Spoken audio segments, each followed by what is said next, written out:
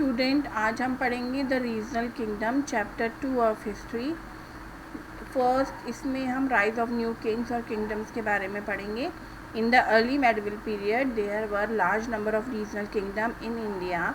Early medieval period में India में बहुत सारे रीजनल किंगडम थे। The Pala dynasty dominated eastern India from the middle of the 8th to the middle of the 9th century, that is for about 100 years. Palla ruler controlled eastern India like Bihar and Bengal.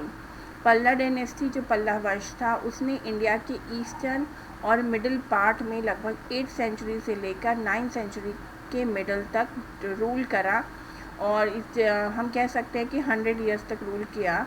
पल्ला ruler ने India के eastern India पे पूरा control किया था, जिसमें बिहार और बंगाल जैसे एरिया आते हैं। Gopala was the first ruler of the Pala dynasty. बहुत इंपॉर्टेंट इन्फॉर्मेशन है। गोपाला जो थे वो पल्ला डायनेस्टी के फर्स्ट रूलर थे। नेक्स्ट है, It is interesting to know that Nalanda University, which was famous all over Asia, was revived by a Palla ruler named Dharmapala. ये बहुत इंटरेस्टिंग बात है कि नालंदा यूनिवर्सिटी जो एशिया की फेमस यूनिवर्सिटी है, पल्ला रूलर ने उसको फिर से रिवाइव कराया, फिर से ठीक कराया। जो रूलर थे जिन्होंने ये किया था उनका नाम था Dharmapala. He also founded the famous Vikramshila university on the bank of the Ganga in Magadh. उन्होंने विक्रमशिला यूनिवर्सिटी को भी निर्माण कराया था जो कि गंगा रिवर के किनारे पर थी, मगध में। Next is Gurjara Pratihara dynasty dominated western India. जो गुर्जर प्रतिहार डायनेस्टी थी वो इंडिया के वेस्टर्न इंडिया और गंगटिक प्लेन पर रूल करती थी लगभग 10th सेंचुरी के मिडल में। The Pratiharas are also called Gurjara Pratiharas probably because their origin can be traced back to Gujarat on south western Rajasthan. इन जो प्रतिहारस डायनेस्टी है उसको गुर्जरा प्रतिहारस भी कहते हैं, शायद इसलिए क्योंकि इनका जो ओरिजिन है जो ट्रेस किया गया है वो ये है कि ये गुजरात या राजस्थान के साउथ वेस्ट पार्ट से आते थे। The most powerful ruler and the founder of the Pratihara dynasty was king Bhoj. Bhoj जो थे वो फेमस रूलर थे। The Chahmans or Chauhans was another group of Rajput who ruled over the region of Delhi and Ajmer. ये दूसरे group थे। जो regional kingdom हम उन छोटे छोटे राज्यों के बारे में पढ़ रहे हैं इस चैप्टर में जो इंडिया में थे। इसमें ये राजपूत थे और ये दिल्ली रीजन और अजमेर में रूल करते थे। They fought with each other of region like the Chalukya for Gujarat. Pratiharas Chauhan was the most famous ruler of the Chahmans or Chauhan dynasty who defeated the Afghan ruler Muhammad Ghori in 1191 but was defeated by Ghori in 1192.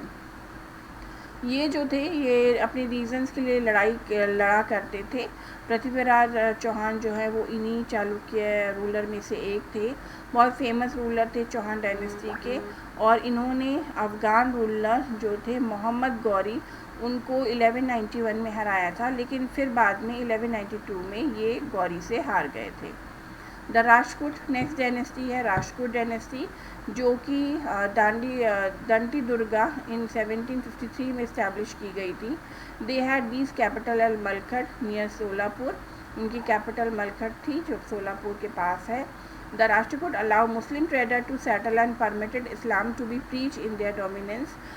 इन्होंने Rajput dynasty ने क्या किया था, मुस्लिम जो व्यापारी थे उनको अपने एरिया में आने की परमिशन दे दी थी और इस्लाम को भी वो प्रैक्टिस कर सकते हैं, उस तरीके का उन्होंने सेटलमेंट किया था।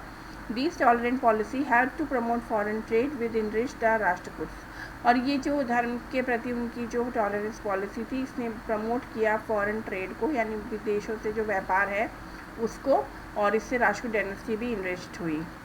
Rajput dynasty founded by Danti Durga dominated Deccan and Maharashtra area flourish for about 200 years तक ये डायनेस्टी फ्लोरिश हुई थी, खासकर महाराष्ट्र में और इंडिया के दक्कन पार्ट में।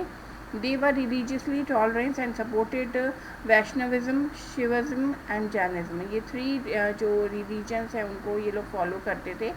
दे also respect and protected the Islam को भी रेस्पेक्ट और प्रोटेक्ट करते थे।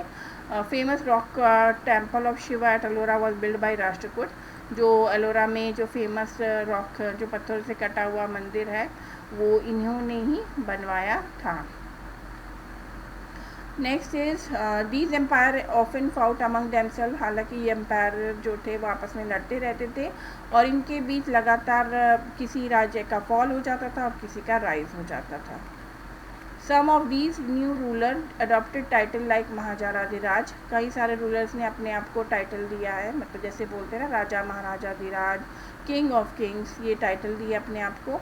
But they often had to share power with their सामंत एंड सबॉर्डिनेट, लेकिन वो पावर जो थी उनकी वो सामंत और सबॉर्डिनेट के साथ सभी मिलकर पावर को यूज़ करते थे। These Samants were given a promotion of land by the king and in return they give gift to the king and gave them military support in times of war. सामंतास होते थे जिनको ये land वगैरह देते थे, राज्य दे देते थे, छोटे छोटे वहाँ का देखभाल का काम दे देते थे और रिटर्न में जो सामंत थे वो किंग को मिलिट्री सपोर्ट करते थे जब कभी वॉर में किंग जाते थे। In the state the king collected taxes from the peasant artisans and trader, इन सभी राज्यों में राजा जो है वो टैक्स कलेक्ट किया करता था किसानों से, व्यापारियों से और जो कलाकार वगैरह होते हैं उनसे। The king use his resources to maintain his army and for the construction of fort and temple, जो टैक्स आता था उसको किंग जो है अपनी आर्मी को मेंटेन करने में, किले और मंदिर बनवाने में यूज़ करता था। One of our main source of information about these new king and kingdom were the prashastis written by the Brahmins, हमें इन सब के बारे में जो इंफॉर्मेशन है राजा और उनके किंगडम्स के बारे में वो प्रशस्ती से मिली है, लिटरेरी सोर्स है जो कि ब्राह्मण लिखा करते थे। These प्रशस्तीज praise these new king and glorify their quality, especially their military achievement. ये प्रशस्ति जो है प्रेज मतलब प्रशंसा में, राजा की प्रशंसा में लिखी जाती थी, उनकी क्वालिटी बताती थी, मिलिट्री में उन्होंने क्या क्या किया है, आर्मी में कौन कौन से राज्य को जीता है, इनको ग्लोरीफाई करके लिखा जाता था।